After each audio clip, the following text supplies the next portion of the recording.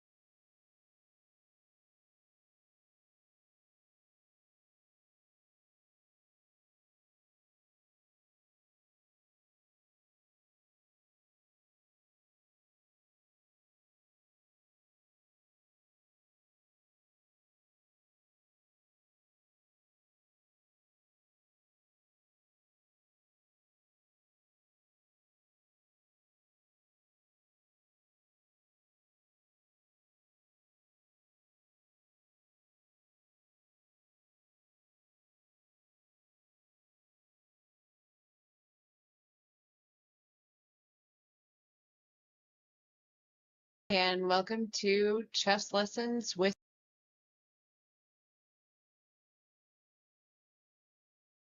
Hi, and welcome to Chess Lessons with Meowie Part 2.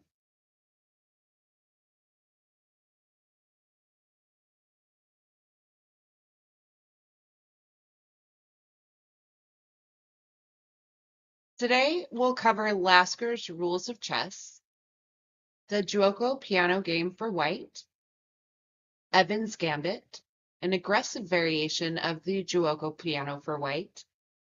For black, the two primary defenses to the Giuoco piano will be covered. The two knights defense, which is more aggressive, and the Hungarian defense, which is more solid. Lastly, we will talk about what the rook role is and what forks are in chess.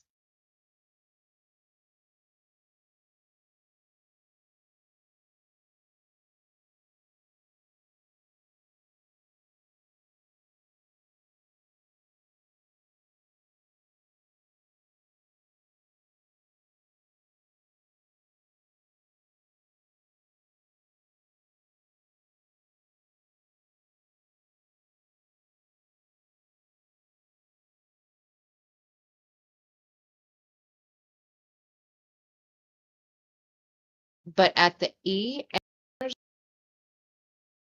there's rules gioco.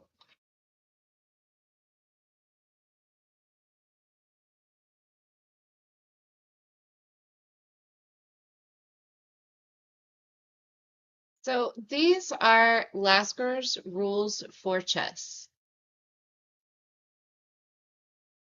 Do not move any pawns in the opening of the game, but at the E and D pawns. So on the E file and the D file.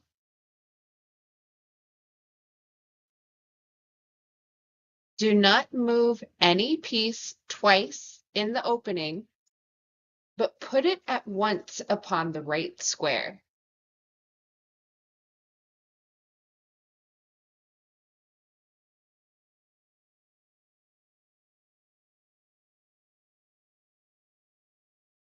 Bring out your knights before developing the bishops.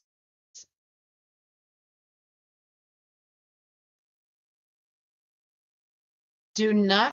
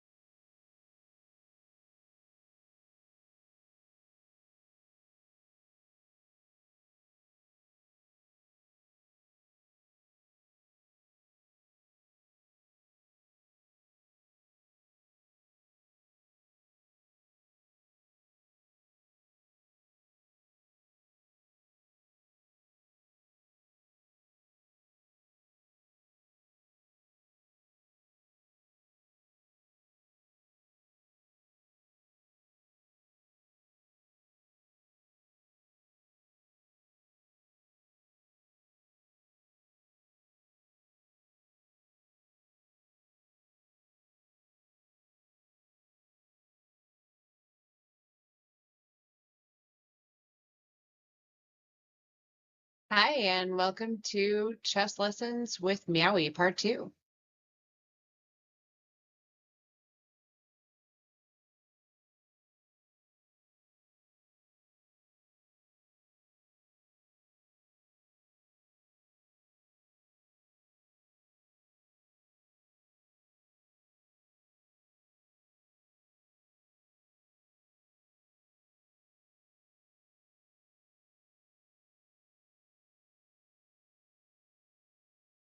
Giuoco.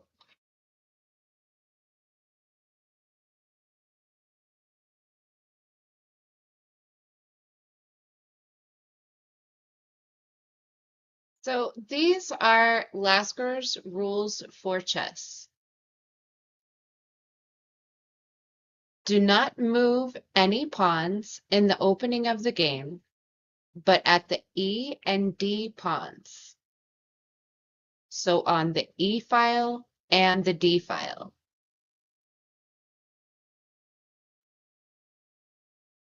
Do not move any piece twice in the opening, but put it at once upon the right square.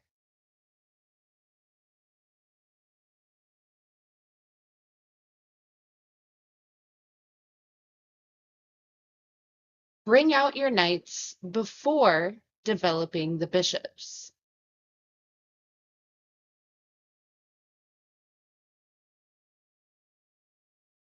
Do not pin the opponent's king knight before your opponent has castled.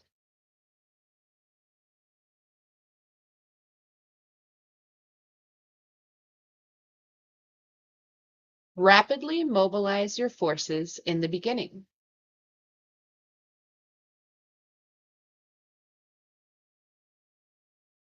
Six moves should be devoted to developing the center pawns, 2 knights, and bishops.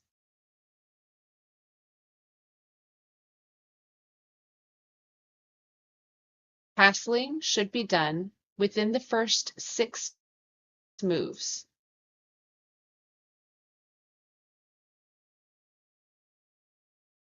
And finally, if you see a good move, look for a better one.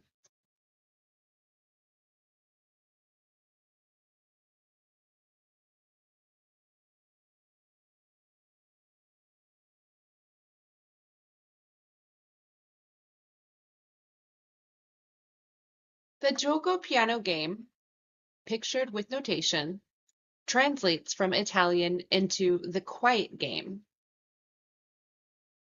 The gioco piano follows 3 main pillars of a good opening strategy. 1, it controls the center and opens the diagonals for both the kingside bishop and the queen. 2, it protects the king. By move 4, white is already set up to castle. Finally, it develops pieces quickly.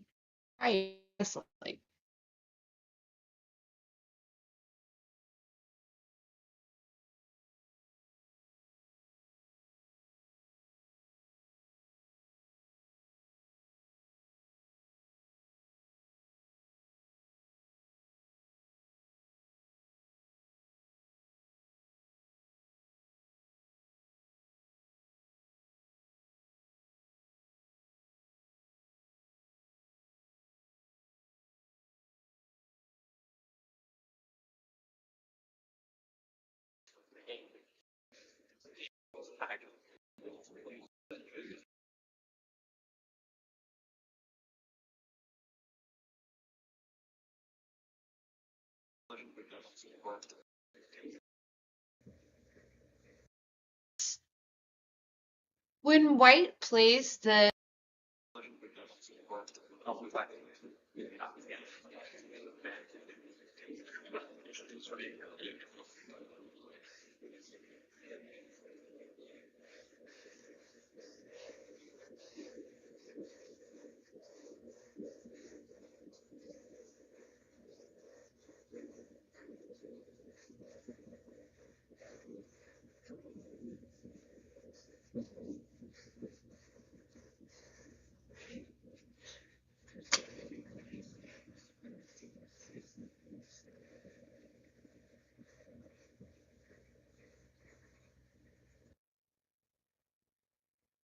when white plays the gioco piano or Italian game, covered in another class, one response black has is to play the 2 knights defense, pictured with notation. The 2 knights defense is one of the oldest defenses in chess, going as far back as the 14th century. This opening defense for black is suitable for beginners and experts alike.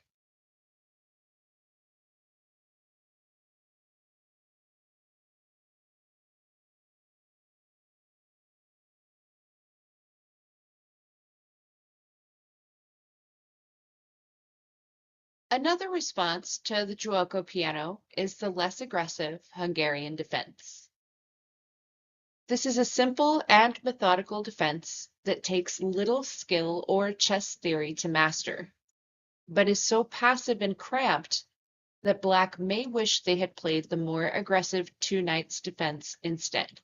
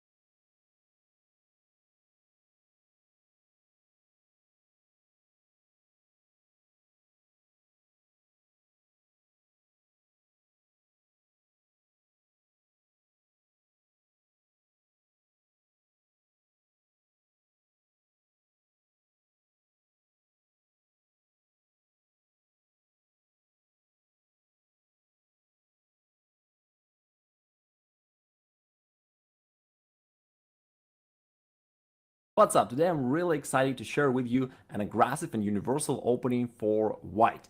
Why am I saying that this is a universal opening? Because you don't need to study Rallo Pass or Italian game, the two knights game, and a number of other openings that you typically need to know if you're going to play pawn e4 on the first move, but we're narrowing it down to the single aggressive opening variation called the Evans Gambit. Now, the Evans Gambit occurs after the first moves pawn e4, Black responds with their pawn to e5, and then after knight f3, knight c6, bishop c4, bishop c5, instead of the classical lines such as pawn c3 or knight to c3, we're going to gambit our pawn by playing pawn b4, trying to transition into the attack right out of the gate. Now, this opening is not really loved by the modern professionals because indeed, playing this against a guy like Carlsen or Caruana who knows all the opening theory up to the move 20 or sometimes even 30, and they analyze it with their supercomputers for weeks and months. Yeah, I mean, sacrificing the pawn is risky against them, but that certainly does not relate to you playing against other chess lovers. And those on this amateur level, this opening is gonna work wonders for you, and it's gonna work tremendously well. In fact, even Kasparov used it against Anand and won in a classical game, so it's definitely one of the most underrated openings, and it's simple to learn. You'll be equipped with everything that you need to know about this right after watching this video.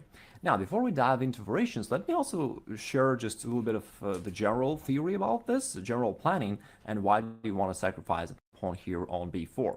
Basically, this is a decoy. You want one of the black's pieces, whether the knight or bishop, it doesn't matter, to... Imagine being able to build an app with your name on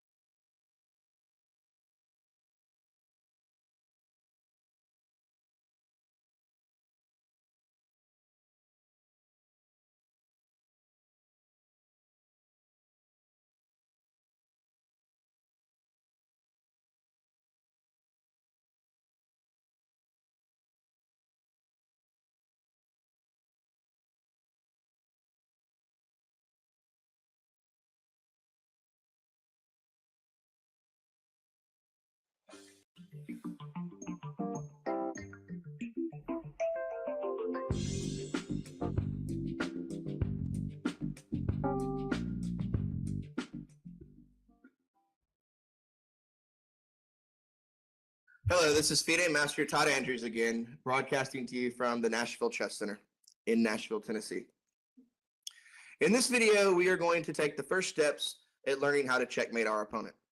If you aren't able to checkmate your opponent, then you can't win a game of chess. It's the ultimate goal of every game, is to eventually trap his king so he has no safe squares to go while he is in check, or in other words, under attack. Look at the diagram in front of you. You can notice that the black only has the lone king. He doesn't have any other pieces on the board. So if you're just learning how to play, if you watched our previous videos, there's typically three ways to get out of check. You can usually run away with your king, you can block the check, or you can capture the piece that's putting you in check. However, when you're trying to chase down only their king and they have no other pieces, this is going to take away a few of their options. They're not going to be able to block at all. And they're only going to be able to capture with their king, which means we have to place a piece one square away from him, which we're going to try to avoid when we learn these checkmates. This first checkmate is the simplest one, and I call it the sweep. We're trying to sweep his king off the board, and we're going to start by sweeping him to the right, over here to the H file. The first thing you should focus on in this position is the rook on C3. This piece is the one doing the work right now. He's creating a big wall or a barrier along the C file that the black king is unable to cross over. So the king only has access to the right side of the board because the squares C8 and C7 are covered by the rook. So since the rook is the one working, we have to put our queen to use. How can the queen move over to the D file? All right, she can go from B2 to D2, and this is check, where we are attacking the black king vertically. And so now what this does is it pushes the black king further over to the right. He has to move over now to the E file because, again, the squares along the C file are covered, and now the only square he had access to on the D file was D7. It's being taken away by the queen. So he has to run over to the right. And what we're going to do is we're just going to alternate one teammate after another using the rook and the queen. So now the queen is the one that's creating the large wall or the large barrier that keeps the king trapped. So we have to bring the rook over to the E file, and then he takes away all of the E file squares like E8 and E6 from the king. Again, he can't run back over to the left because all of these squares are covered by the queen's vertical movement. So he has to run over to the F file to try to get safe. So we went queen check first, then the rook check, and so we alternate back. Queen F2 check, pushing him further over to the left. Rook G3 check, pushing him over to the H file. And let's see if you can come up with the last little part of this pattern. All right, if you said queen to H2, very good, because this is the final move of the game. This is checkmate.